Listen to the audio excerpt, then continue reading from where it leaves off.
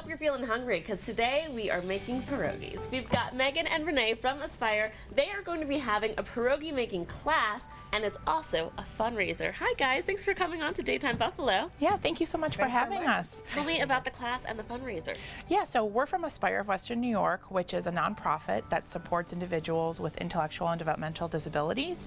We were getting a little creative, thinking of different fundraisers we could have, and we know Western New York and Buffalo love pierogies. So That's one thing we know about Western New York. Yeah, we're in the pierogi belt here, so let's make some pierogies. So we contacted Stowe Lot up on Transit Road. We partnered with them, and we're having a pierogi master class where people can come in and learn how to make pierogies, and they get to support Aspire of Western New York. And you guys are giving us a sneak peek today. You're going to walk me through how to make it. My first time making pierogies. Yes. Well, welcome. Where do we start? All right. First, we're going to start with, we have the dough here. So we already pre-made the dough. Okay. You just want to look up a recipe for some pierogi dough. It's kind of like a pasta dough, and you're going to knead it till it's very nice and smooth like this. Once you get it here, you want to have a board and some flour on the board, and you're going to roll out the dough. And you want to get it to about 1/8 of an inch thickness, okay? So as you roll it out, you can turn it, and so you're just going to get it very thin.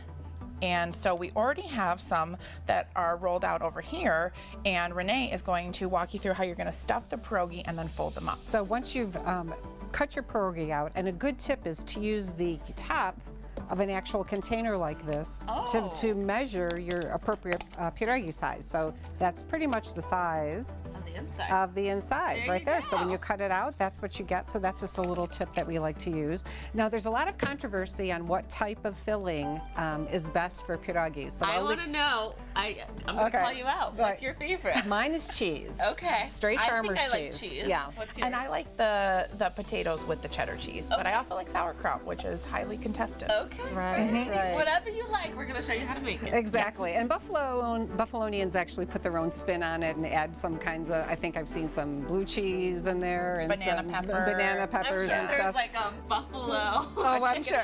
A chicken wing, right? Yeah.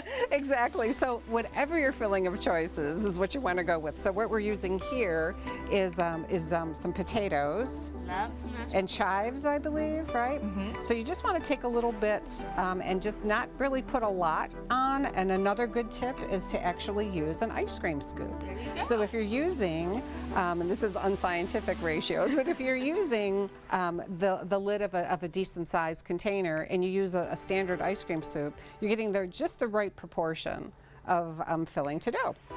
So then the next thing you really want to do is to get all of that together and fold it over. Sometimes you need to do a little creative stretching here, and then just fold it over. What often is very helpful is to put a little bit of water around the edge here as a sealer for the dough, and then take your fork and I guess there's a variety of different ways that you can pinch or seal the pierogi, but actually just make these indentations. By the way, I love that you're saying it the correct way. I love the accent. I sound so not Buffalo, not Polish, pierogi. We can thank my grandma Celia for that. So there you have it. So that's kind of what it looks like. It's a half moon shape, and that actually adds like a little decoration, but also makes sure, seals it pretty well. So we've got to this part, and they're putting in the pot, so you can start working on that. I want to know a little bit more about Aspire. Yeah, so Aspire Western New York, we're Erie County's second largest nonprofit, but outside of that, we actually support over 3,000 individuals with developmental and intellectual disabilities. We have group homes, we have day hab programs, we have really amazing art program where individuals create art, and all of this to support them requires funding.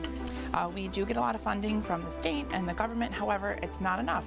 So we have to come out with really creative ideas to fundraise to get uninhibited dollars to give back to the individuals that we support. So that's why we've created this fundraiser, the Pierogi Masterclass, and it's part of what we call our Innovation Fund, which is where people donate and then we're able to host these events to try and capitalize on the money to then give back to the individuals that we support. Nice. What type of people are you looking to come to your event? Because I I know that this is as fun of an event as it's going to be. This is really about spreading awareness, right? Yes, it's both about funding and also education. So we would love any community members who, number one, are interested in learning how to make pierogi. We know there's a lot of people out there who want to be able to do this at home, but also anybody who's interested in learning about what Aspire does and the individuals and impact that they have in the community. The individuals that we support, they work in stores, they're employees, they contribute to our economy, they volunteer. One of a really unique experience I had this past fall is we have a group of volunteers that goes to the Buffalo Museum of Science, and they dust and clean all of the cases so that people can enjoy what the museum has to offer. And people might not know that that's happening, and that's our individuals that are out there, and we just need to support them in whatever way to help them live as independently as possible. That's really special. Also, look at these amazing aprons. The guests coming to the class will be getting these too, right? Yeah. So Renee had this great idea to give everybody an apron. Not only does it help continue to promote Aspire, but it's a great souvenir, and everybody who attends can just show off that they're now a pierogi master. Yeah. These are coming along beautifully. I noticed you put in the butter. Yeah, Love the butter. yeah. This is not a low-calorie, low-carb meal at all, but it is really, really good. So, about how long do you cook them for? Well, you want to make sure that they're browned on both sides. Okay. So I would say maybe a good three minutes maybe on each side, depending on how crispy you like them. So that's another, yeah. So and that's another debate among pierogi experts is whether you like them really crispy or not. The other thing that you can do that adds flavor is to cut up an onion. Yes.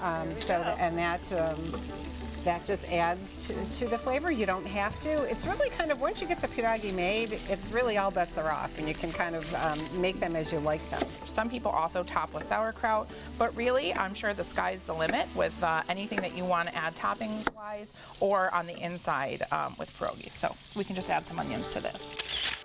So we're selling tickets up until the event, and which is 6 to 9 p.m. at Stowe Lot. And we're really excited because on top of people who purchase tickets to come, we also invited members of the families that we support. So the individuals, some individuals are coming and their family members so that they can enjoy and make pierogies and also spread the awareness so that our guests can also just interact and speak with them and learn from them and see what amazing things that they do.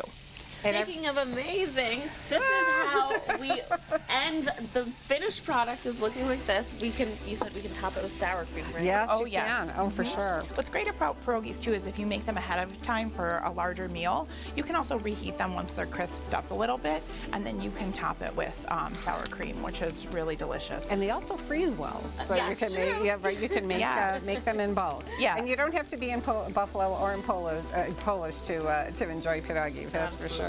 No, for sure. For anyone wondering, the event is happening tonight. You want to give the details again? Yeah, sure. So the event is at Stowe Lot. You can get tickets at aspirewny.org. The tickets are on sale there. It's from 6 o'clock to 9 o'clock this evening. Don't have to show up right on time. The class starts around 7, and you just come and enjoy. And even if you can't make the event tonight, we have lots of other events on our website where you can support Aspire, and we'll have very creative different things that Buffalonians will love. Mm-hmm. We wish you the best of luck on your event. We hope you guys come out and learn how to make these fabulous and delicious pierogies. Thank you both for being here, and thank you for the work you're doing with Aspire. It's our pleasure. Thank you. Thank you so much. Right after you finish watching Daytime Buffalo, head out the door and go to that event and make some pierogies. And if you'd like to learn more about Aspire of Western New York, you can head over to their website, aspirewny.org. Well, what do you get when you mix 80s pop culture, classic arcade games, and Japanese street food with a Tokyo City-themed decor? Our next guest, of course, we stop by Masuda Chow's for a look at what makes them so unique. And there's been a murder, and you could be the one to solve it. We've got a murder mystery brewing here at Daytime Buffalo with our next guest. Stick around.